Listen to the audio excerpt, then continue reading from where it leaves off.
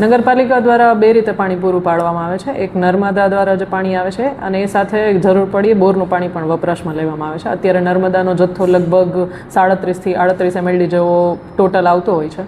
એ સિવાય ઉનાળાનો સમય છે એટલે ટેન્કર સુવિધા પણ હોય છે. જે જગ્યાએ આપણે પાણી નથી પહોંચાડી શક્યા અથવા ઘણી જગ્યાએ ગટરનું કામ ચાલુ હોય અને પાણીની લાઇન ડિસ્ટર્બ હોય તો એ વખતે આપણે ટેન્કરથી પાણી પહોંચાડીએ છીએ. લગભગ રોજની 70 થી 80 વર્દી જેવી નોંધાઈ છે. એમાંથી આપણે 60-65 જેટલી વર્દીઓ પૂરી પાડી શકીએ છીએ. બાકી પછી ઘણી વખત લિમિટેશન્સ હોવાના કારણે પૂરી નથી પાડી શકાતી તો એને નેક્સ્ટ ડે ઉપર કેરી ફોરવર્ડ કરવામાં આવે છે. અત્યારે આપણે નર્મદા સાથે સંકલનમાં રહી અને બની શકે તો થોડો જથ્થો વધારવાનો પ્રયત્ન કરીએ છીએ.